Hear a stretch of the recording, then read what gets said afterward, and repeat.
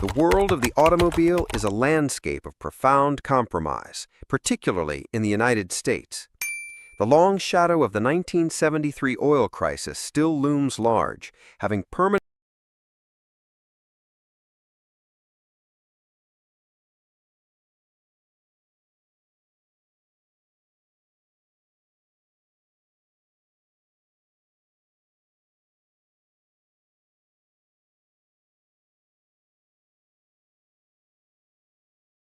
Hey muscle car fanatics, welcome back to the channel where horsepower, history, and heart all come together.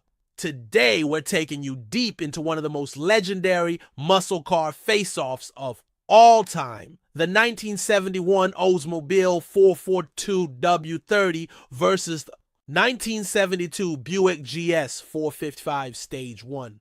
These weren't just fast cars. They were rolling statements of power, defiance, and pure American engineering. Born in the twilight of the muscle car era, these two GM beasts went out swinging, armed with big blocks, monstrous torque, and personalities as different as night and day. So buckle up as we explore every inch of what makes these two titans tick. From engine specs and quarter-mile runs to ride comfort, collector value, and beyond. Let's hit the gas.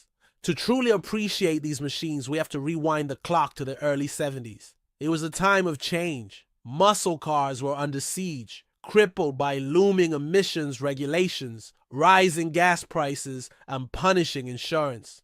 Premiums. The muscle car golden age was fading fast, but not before Oldsmobile and Buick threw down two of the fiercest street fighters of the era. The 442W30 and the GS 455 weren't just cars. They were a last stand, a bold, roaring farewell to unfiltered American power. Let's start with the 1971 Oldsmobile 442W30, arguably the most aggressive car Oldsmobile ever made. This wasn't just a 442. The W30 package took it to another level. Under the hood, a ferocious 455 cubic inch V8, factory rated at 350 gross horsepower, and a tire shredding 500 lb-ft of torque. Yes, those are gross numbers, the kind measured before emissions and accessories. In modern terms, it still translates to some serious punch. This car featured a performance camshaft, unique aluminum intake, functional cold air induction via twin scoops on the ram air hood, and special decode cylinder heads. It had one job: dominate the drag strip. Quarter-mile times hovered around the mid to low 13s with the right driver and setup. That's Corvette territory back in the day.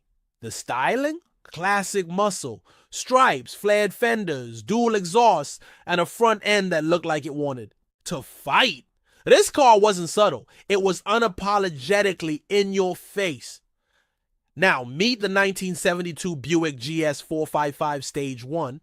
A car that did things a little differently. While Oldsmobile chased raw muscle, Buick aimed to blend luxury and torque. Under the GS's hood was the legendary 455 Stage 1 engine. By 1972, new SAE net ratings had kicked in, so this monster was rated at 260 horsepower. But that didn't tell the whole story. With 380 lb-ft of torque available low in the rev range, this thing pulled hard from idle, making it deceptively quick in the real world. The Stage 1 package included high-lift camshafts, larger valves, and revised carburetor tuning. It wasn't built to scream, it was built to surge. Think of it as a muscle car wearing a tailored suit. From the outside, it was clean and classy. Sleek lines, hidden headlights, and minimal badging. But under the skin, it could hold its own against almost anything Detroit had to offer. So how did these two heavyweights stack up? The Olds 442W30 was the better drag car, no question. It had more immediate horsepower, a more aggressive cam, and its gearing favored quick launches. On the street or at the track, it was brute force first, questions later. But the Buick GS 455 Stage 1, that was the sleeper. It was quieter, smoother, and surprisingly refined. Yet in road races or off-the-line bursts, it was a serious threat. The GS's low-end torque made it one of the best stoplight warriors of its day. Ride quality? The Buick wins. It had a more comfortable suspension setup, better interior materials, and felt more polished. The O's, on the other hand, was louder, stiffer, and rougher around the edges. So it comes down to this. Do you want your muscle car loud and wild or smooth and stealthy? Today, both cars are sought after collector items, but they appeal to different kinds of enthusiasts. The 442 W30 has higher visibility and commands slightly higher prices at auction, especially in rare color combos or with 4-speeds. It's a showstopper with a reputation for serious performance. The Buick GS 455 Stage 1, meanwhile, is a sleeper hit among collectors. Fewer were made, even fewer survived, and those who've driven one will tell you it's one of the most underrated muscle cars of the era. So who wins? That depends on what you're after. If you want an all-out, no-compromise piece of American muscle, something raw, aggressive, and iconic, the Oldsmobile 442 W30 is your car. But if you want comfort with your carnage, torquey with your tuxedo, and muscle that doesn't scream for attention, the Buick GS 455 Stage 1 might just surprise you. Two legends, two philosophies, one golden era. Which one would you rather have in your garage? The rough and ready Oldsmobile 442 W30 or the smooth but deadly Buick GS 455 Stage 1? Let us know your pick in the comments below. And if you love this deep dive into muscle car history, smash that like button, subscribe for more content like this, and ring that notification bell so you never miss a showdown. Until next time, keep it loud, keep it classic. Before the SUV boom, before crossovers took over every driveway, and before ruggedness was just another marketing word, there was the real deal. Today, we're diving deep into one of the coolest hidden gems from Mopar's past, the 1966 Dodge D100 Town Wagon. It's not flashy, it's not fast, but it's tough, charming, and a legit slice of automotive history. A survivor from a time when trucks were tools, not toys. This one's up for grabs on Bring a Trailer, and trust us, it's not just another auction listing. So, grab your favorite road trip playlist, kick back, and let's hit the highway back in time, to a moment when the SUV was just being born.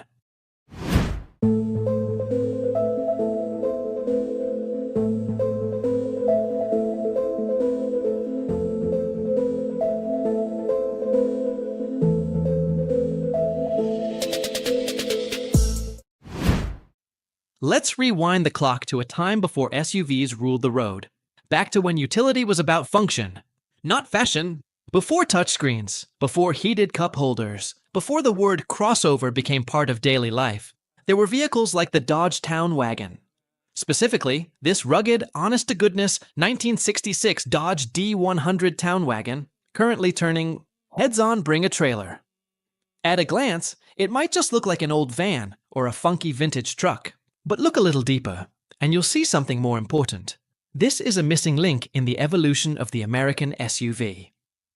Dodge's answer to the International Travelall and the Chevy Suburban, the Town Wagon, was Mopar's early attempt to blend passenger comfort with real off-road, go-anywhere toughness. And this particular one? It's not some over-restored museum piece. It's survivor spec, beautifully worn in, and running the same 225 cubic inch slant 6 engine it left the factory with. Still wearing factory steel wheels and Dodge logo hubcaps, it's a snapshot from a different automotive era. And the best part? It still works like it was meant to. Simple, durable, unpretentious. Now, before we dive into the nuts and bolts, let's talk about the vibe. If you've ever driven a modern Dodge Durango, you know it's got that old-school swagger. But the Durango is now over a decade old in its current form and definitely showing some gray hairs. If you're after something even older school, with a little more dirt under its fingernails and a lot more soul, the Town Wagon is the rig for you. From the outside, the 1966 D100 Town Wagon almost looks like it rolled out of the 1950s. And that's not by accident. Dodge didn't rush to modernize its body styles in this era. They built things to last, and if a design worked, they stuck with it. So you get that upright, boxy, hard-edged silhouette. It's unapologetically trucky, big, bold, and built for real roads, especially the rough ones.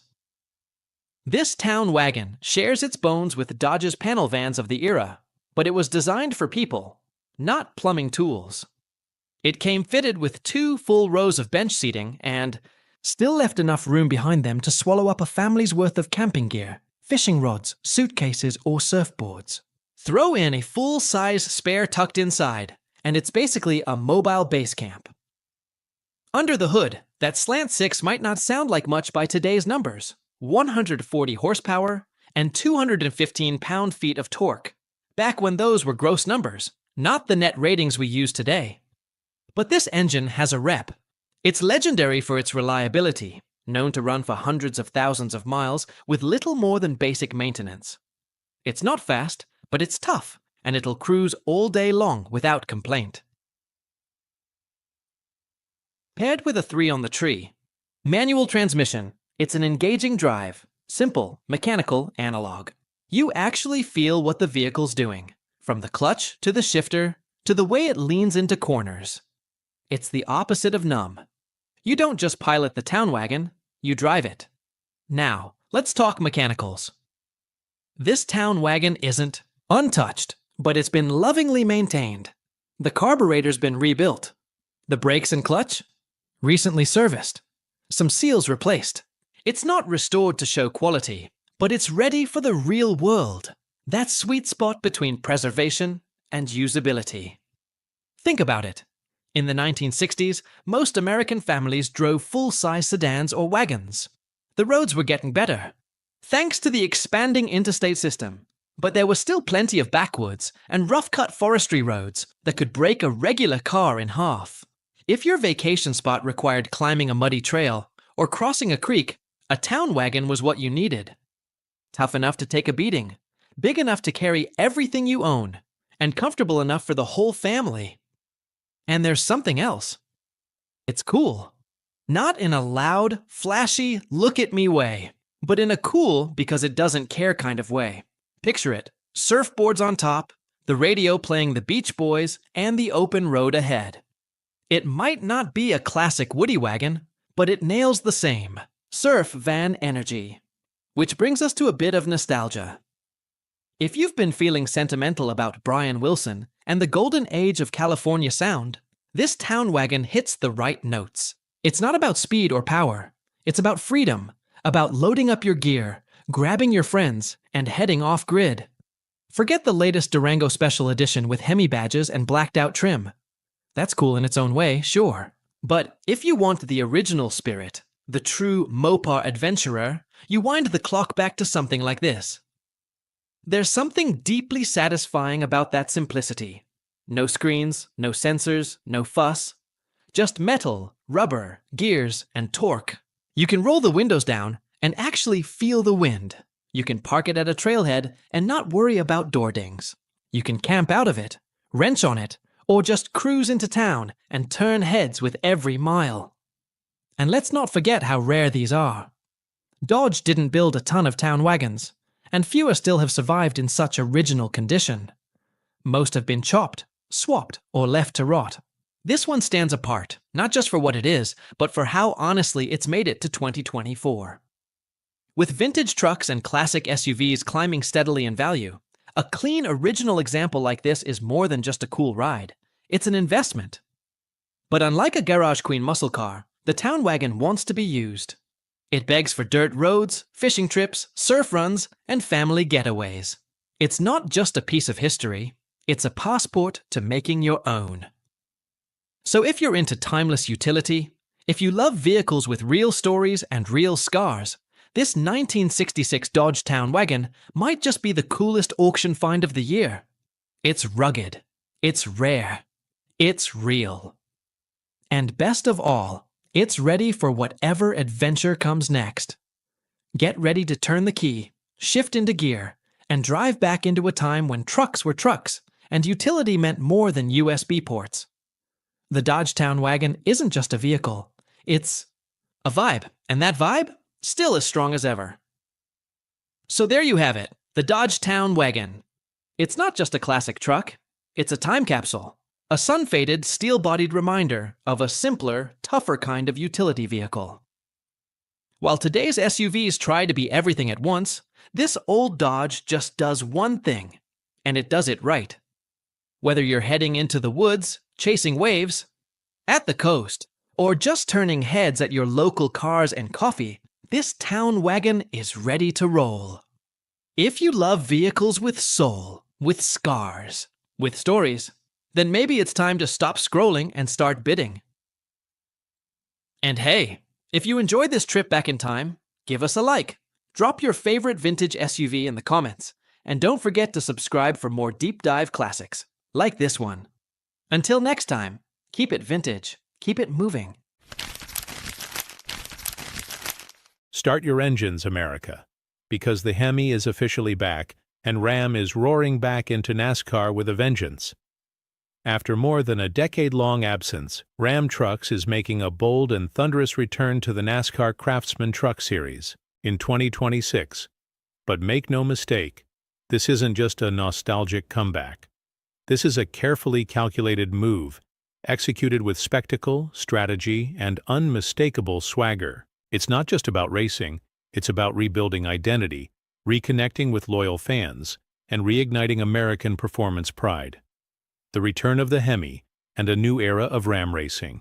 In case you missed it, Ram's iconic 5.7-liter Hemi V8 is making a triumphant return in the 2026 Ram 1500 after a short hiatus when Ram experimented with the more fuel-efficient and powerful twin-turbo 3.0-liter Hurricane inline-6. While the Hurricane was impressive in its own right, the call for the raw grunt and growl of a naturally aspirated V8 never died down. Customers wanted the Hemi back, and Ram listened.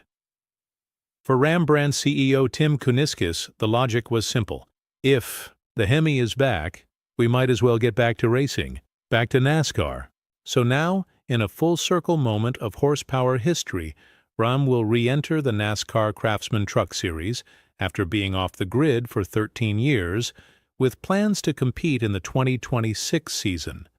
A truck, a vision, and a donut-spinning entrance. At a recent NASCAR event at Michigan International Speedway, Ram didn't just announce its return. It announced it with style. The unveiling included a bold Ram 1500 concept race truck, complete with aggressive aero, a fire-breathing V8 powertrain, and one wild visual flourish, a donut-spinning trailer. That's right. In perhaps the most Ram way imaginable, the concept truck will be towed into the pre-race festivities on a custom-built round trailer that allows it to spin smoky donuts while being hauled down the straight by a Ram 5500. If you were looking for subtlety, look elsewhere. This is Ram's Ram-demption campaign, and it's coming in hot. The concept truck was built by Ram's in-house design team and borrows aggressive styling cues from the 1500 sport truck lineup, Warlock, Rebel, and RHO. But make no mistake, this beast is designed for racing, with massive airflow channels to cool an engine that will be pushed to 9,000 RPM lap after lap. Wrapped in a striking black and red livery, emblazoned with Mopar's Direct Connection branding and the new rebellious Hemi logo, a ram's head superimposed over an engine block, it's a rolling symbol of performance protest. Rams Racing. Strategy. Performance with purpose. While Ram is still finalizing its race team structure, Kuniskis made it clear that the return isn't just a PR stunt. The brand intends to be competitive, targeting at least 4 trucks on the grid. Whether they'll be supported by one mega team or a group of affiliate teams is still undecided, but the intent is clear. Ram is here to win, not just make noise. For more than a decade, customers and our dealer network asked about getting back into NASCAR, Kuniskis said.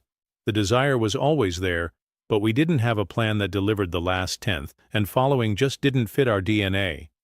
Now, we have a solid plan that will set us apart from the field. NASCAR and trucks, a match made in American motorsports. Let's talk numbers. NASCAR remains one of America's most beloved motorsports, with a loyal fan base of over 20 million viewers. And guess what? Over 40% of those fans own a pickup truck. Ram is betting big that by tapping into NASCAR's culture, they can turn passionate fans into passionate customers. That means building brand loyalty through racing, performance, and marketing spectacle. That also means putting the Ram logo where the fans are, on the track, in the infield, and across social feeds. The brand's new campaign, Ramdemption, isn't just a clever tagline. It's a complete reintroduction of Ram's racing spirit, from mechanical Hemi bull rides to fan lounges and t-shirt giveaways. Ram is creating an immersive racing culture that bridges the gap between the track and the street. Announcements in 18 months. Building momentum. Ram isn't easing into this return. Over the next 18 months, the brand plans to roll out 25 product and product-related announcements, with the first being the return of the Hemi and the second being the NASCAR comeback. These reveals are expected to include everything from new racing partnerships and race-ready technologies to potential production spin-offs inspired by the concept truck. Ram is making it clear, this isn't a one-off. It's a movement, a comeback that's more than just a victory lap. This move represents more than just a return to NASCAR. It symbolizes a renewed commitment to Ram's performance roots and an aggressive play in a market that thrives on loyalty, power, and presence. Ram knows who it's talking to. These are the same people who grew up on burnouts, Friday night drag races, and the unmistakable sound of a V8 cracking open a country road. NASCAR fans aren't just looking for speed, they're looking for identity, and Ram is betting that its Hemi-fueled heritage will resonate louder than ever, wrapping it all in rubber and thunder. And there you have it, the return of a legend. After more than a decade in the rearview, Ram Trucks is blasting back onto the NASCAR stage, reviving the roar of the Hemi and launching a whole new era of American motorsport. This isn't just a race, it's a rallying cry, a declaration that Ram is more than just a truck manufacturer, it's a cultural force, one that knows how to capture hearts, spin tires, and own the spotlight. So, what do you think? Can Ram shake up the status quo, challenge the dominance of Ford and Chevy, and deliver a new golden age for the truck series? Or is this just a flashy pit stop in a much bigger branding game? We want to hear from you. Drop a comment, share your thoughts, and tell us, are you ready for Ramdemption? And while you're here, don't forget to like, subscribe, and hit that bell for more high-octane stories from the world of motorsports, muscle, and machines. This is more than horsepower. It's history in the making. Ram is back, the Hemi is back, and NASCAR will never be the same.